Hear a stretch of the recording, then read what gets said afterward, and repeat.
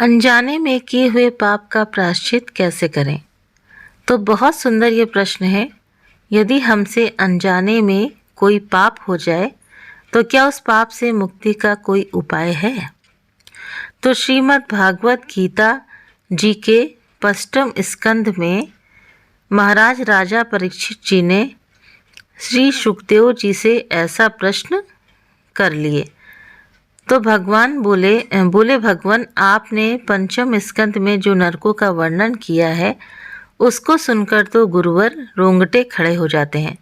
तो प्रभुवर, मैं आपसे ये पूछ रहा हूँ कि यदि कुछ पाप हमसे अनजाने में हो जाते हैं, जैसे चींटी मर गई, हम लोग श्वास लेते हैं तो कितने जीव सांसों के माध्यम से मर जाते हैं। भोजन बनाते समय जैसे कि लकड़ी जलाते हैं तो उस लकड़ी में भी कितने जीव मर जाते हैं।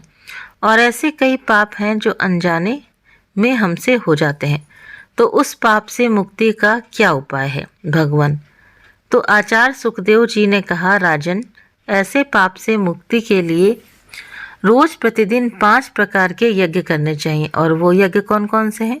तो महाराज परीक्षित जी ने कहा, भगवान, एक यज्ञ यदि कभी करना पड़ता है तो सोचना पड़ता है। सही बात है। और आप 5 यज्ञ रोज कह रहे हैं। तो यहाँ पर आचार्य सुखदेव जी हम सभी मानव के कल्याण यानी कि कल्याण के लिए कितनी सुंदर बात बता रहे हैं। बोले, राजन, पहली यज्ञ है, जब घर में रोटी बने तो पहली रोटी गौ ग्रास के लिए निकाल देना चाहिए। और दूसरा यज्ञ है, राजन, चींटी को 10-5 ग्राम आटा रोज वृक्षों की जड़ों के पास डालना चाहिए। और तीसरी यज्ञ है, राजन, पक्षियों को अन्न रोज डालना चाहिए। चौथी यज्ञ है, राजन, आटे की गोली बनाकर रोज जलाशय में मछलियों को डालना चाहिए। 5वीं यज्ञ है कौन सा? कि राजन, भोजन बनाकर अग्नि यानी कि भोजन रोटी बनाकर उसके टुकड़े करके उसमें घी चीनी मिलाकर अग्नि को भोग लगाओ। राजन, अतिथि सत्कार खूब करें। कोई भिखारी आवे तो उसे जूठा अन्न कभी भी भिक्षा में ना दें। मतलब पैसे ना दें, लेकिन आपके घर में अगर खाने पीने की चीज़ें हैं तो वो दे दें। तो राजन, ऐसा करने से अनजाने में किए हुए पाप से मुक्ति मिल जाती है। हमें उसका दोष नहीं लगता, उन पापों का फल हमें नहीं भोगना पड़ता।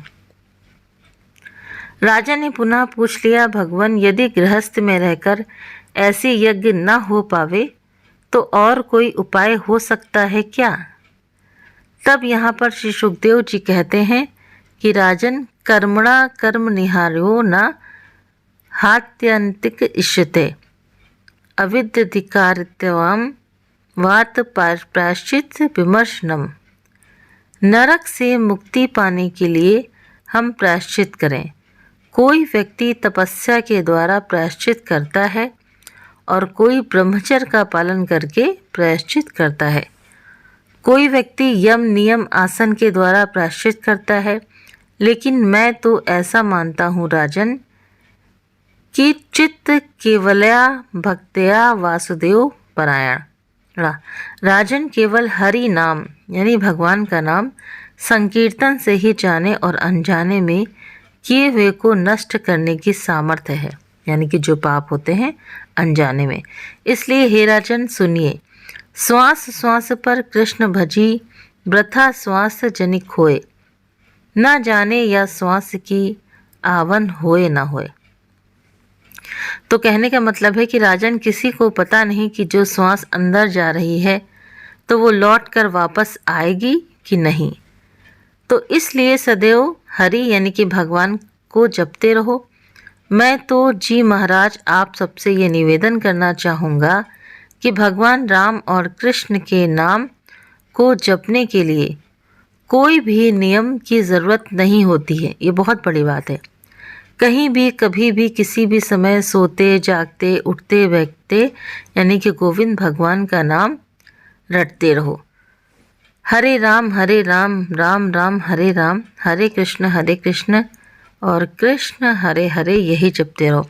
तो उठते बैठते सोते जागते जो नाम हमारे चित्त में है वो हरि का नाम ही होना चाहिए, भगवान का नाम ही होना चाहिए।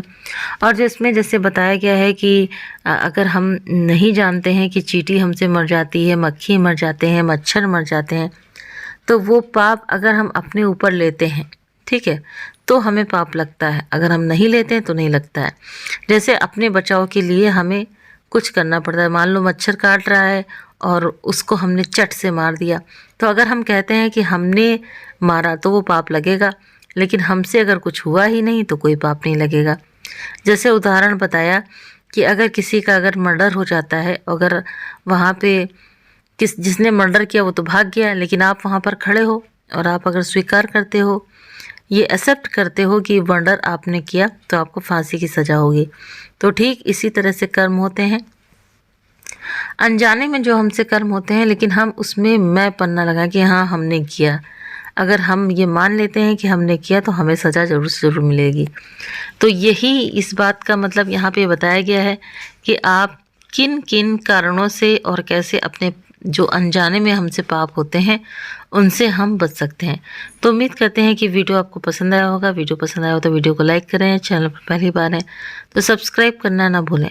आप अपने कमेंट भी करके ज़रूर से ज़रूर बताएं इस वीडियो के बारे में। आप सभी के सहयोग के लिए बहुत बहुत धन्यवाद। Thank you.